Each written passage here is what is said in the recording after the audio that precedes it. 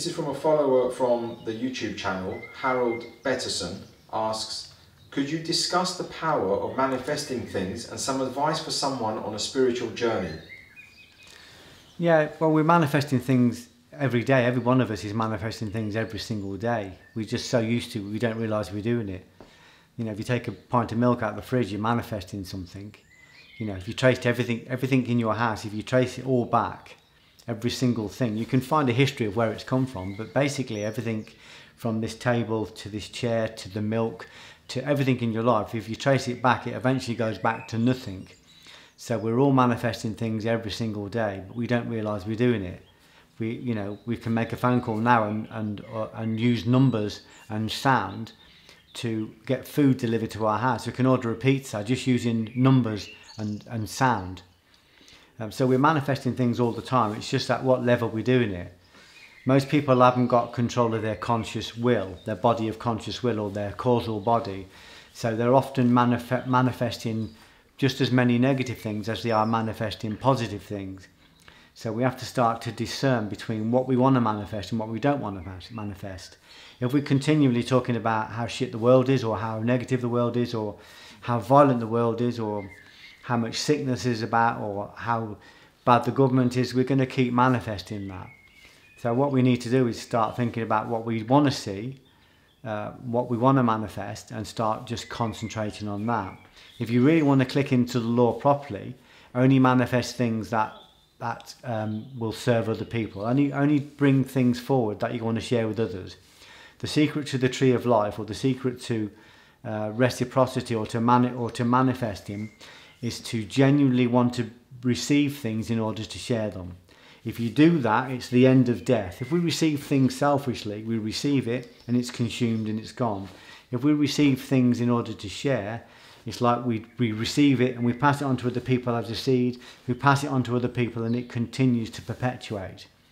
So the secret to manifestation is said in a line in the Zohar, when it says the master always sets the table for the servant before he eats himself. It basically means we find somebody that needs something and then we call it down for them. When we receive it, we process it and we pass it on to them. So we receive what we give to them. So I would just say that if you want to, I went through a phase where I knew I could manifest anything, but I was in a place of dissonance because I didn't really know what to manifest, because I didn't know what any of it meant. I didn't know why any of it was important.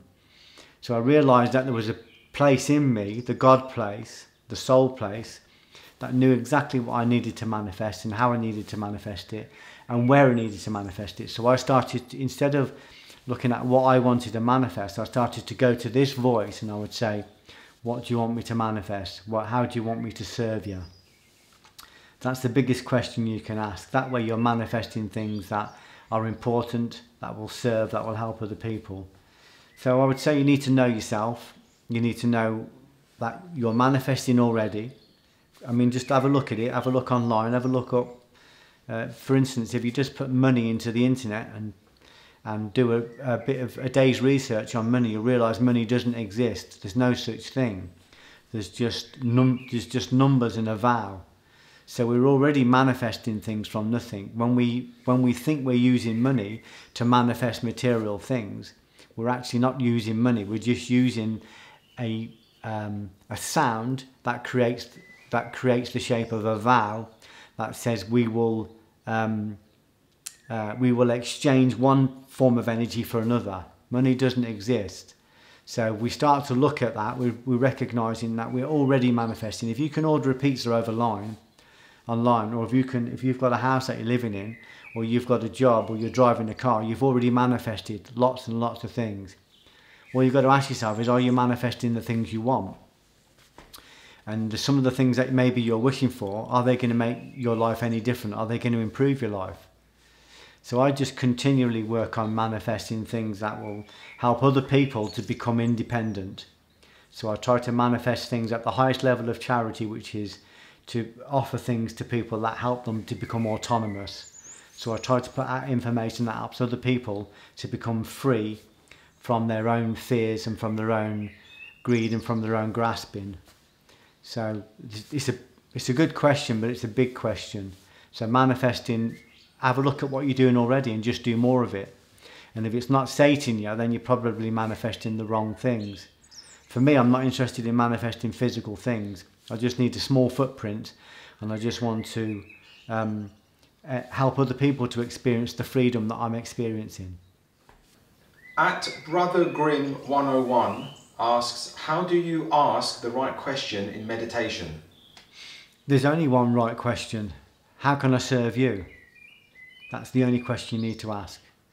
So I've gone through all the questions. I've gone through the questions about manifesting this and manifesting that, and you know, there's just question after question, and none of it sates you. So what I recognise is that I have a divine sat-nav. I have a God above me, and it knows exactly where I need to go and what I need to do. It knows the grand plan, and it knows my part in the grand plan.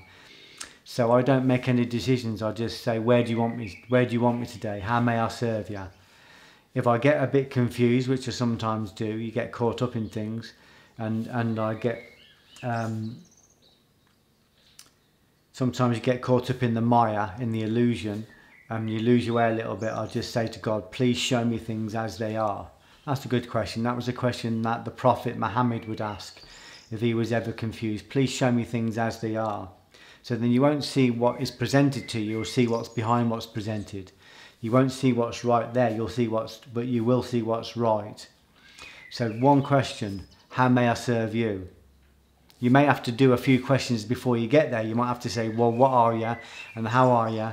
And you'll be led on to all sorts of different places to expand your learning. But if you just go in and genuinely say, I don't know what the fuck I'm doing, but you do, please guide me. Please guide me. Please show me how I can serve you. The philanthropist Buckminster Fuller said that at the age of 40 he had a nervous breakdown, and he realised the power of sound and the power of his voice, and he said, I didn't speak for a year because I didn't want to harm anybody. He said, and I realised I hadn't been successful at all. He did a great book called The Critical Path. He said, the only times I'd been successful were times when I'd served other people with no agenda, with nothing in it for me, just spontaneously. And he said, I was supremely successful. So he said, I decided after this breakdown that I was only going to do things that served millions of people. Well, I wanted to go a place beyond that. I wanted to go to a place where I only did things that serve God. So my feeling is that if God is omniscient and omnipotent and omnipresent, if I serve him, I'll be serving everybody, including myself. So that's what I did. I just said, please show me how to serve you. At Paul Bradley Coaching asks, can you kindly explain what God is and your relationship with him? Yeah, I can explain that to you. My relationship to God is that I'm surrendered to him. And I can tell you what God is. He's this gap. When you hear this gap, in between when I'm speaking, that's where God is. That's what God is. If I could describe it to you, it wouldn't be God. There's a lovely old saying. It said, if you meet the Buddha on the path, kill the Buddha. Basically, if you think you know what it is, you don't. If you think you're enlightened, you're not, because it becomes an egoic thing. So I experience God all the time, but it's not something I can articulate. And my job has just been about surrendering to God, so that I can walk through this life without making any particular decisions. I'm shown where to move left and where to move right, when to move forward and when to move back. I recognise that if I do things from a selfless place, all my needs will be met and more. I've been shown how the laws work, the fixed laws, and what's beyond the law. So we think about God as the word God, but that's just a manufactured name to anthropomorphise God, so we get some idea of how to place him in our mind. But actually beyond that is the Ein Sof, which is the infinite, and that's what God is. And you can't articulate that, you can't explain it, but you can feel it in the gaps. At Fine RX Car Details asks, I just listened to the podcast with James English. Very interesting. Can you expand on the hidden martial arts?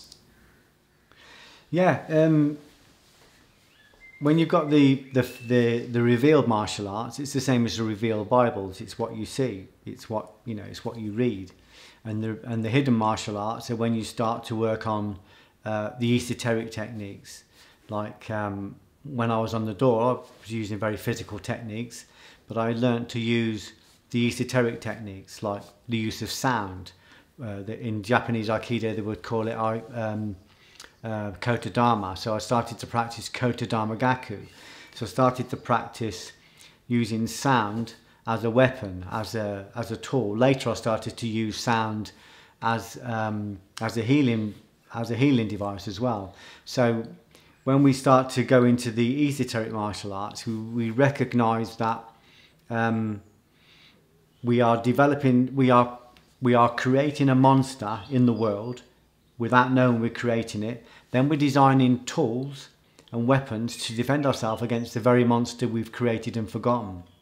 So when I went on the door, the first thing I learned was that preemption is the only thing that works consistently in a violent attack. So that was a big secret, and I made that work hundreds of times. So it's very effective, so effective in the end that you didn't want to use it because it was too brutal.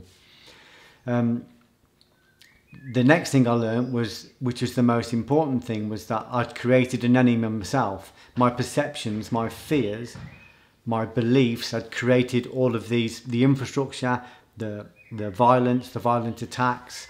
I'd created all of this infrastructure because of my own beliefs and my perceptions. I realised that it was me that I hadn't like drawn violence to me, I'd created violence in the world. I'd attracted it, and I'd created the infrastructure to hold it. When I realised that was the next level of hidden martial arts, was I stopped creating negative people, negative environments, negative attacks. So literally the nightclubs I built with my mind, and the people, the attackers that peopled it, and the attacks that came from it, I just stopped engaging negative thoughts. I stopped engaging negative perceptions. I stopped engaging negative beliefs. I fasted and removed them from my body. And then suddenly the nightclubs had disappeared. The violent people had disappeared. The violent attacks disappeared. So the place I used to work in is now a hairdresser's. Some of the other places have been knocked down, and they're now, like hotels or one of them's a housing block. So the hidden martial arts is recognizing that we are the ones that are creating the reality around us all the time. So we start working on those, which is what the Muhammad would call the greater jihad, the inner battle. So instead of fighting the projections that are in us, we go inside and we find the root of the root, the cause of the cause, the very beginning of the illness, and we remove it. So the hidden martial art is that you should never be in another fight again. You should never have to lift your fist to defend yourself. The highest level is when someone says, yeah, but aren't you going to keep a little bit of physical back just in case you're attacked? And you realise that you couldn't be attacked without your own permission, because you're the one that's creating the scenario with your disbalance that causes the attack to happen. So the hidden martial arts is when you start working on an invisible level, and you start working with invisible energies, starting with sound, and then also starting to work with things like the Moses eye, or the arc, where you literally, if there's a situation in front of you, you literally create a vacuum at the very center of your being, and all of the threat is just sucked out of it. It's completely destroyed. You start to use the power of the highest level of sound, which is silence, and you start to use silence to completely dissolve any situation. It's a much longer conversation, and I've written a lot about it in the Divine CEO. So I'd advise you to look at that. It would be the Budo end of the martial arts. It'd be also good for you to look up someone like Ushaba. Ushaba was the founder of Aikido, and he trained with Anusabira Deguchi, who was a Japanese prophet, and he reached a level of mastery where he said that if people approached him to attack him, they realised they were taking on the whole universe. So in other words, he'd entangled completely with the quantum, or with the universe. So if anybody attacked him, they were trying to take on the whole universe. So that's the sense that we're no longer relying on physical techniques, A physical technique is a failure. It means you've fallen out of alignment and you've created an assault in your life. If you can hold the center space, the Budo, then there's no enemy, so there's no need for defense. There's no illness, so there's no need for remedy. You know, there's no hunger, so there's no need for accumulation. You're just in that perfect equilibrium. So that's what the hidden martial arts is for me. At Finstagram365 asks, if you have to choose one rule to live your life by, what would it be?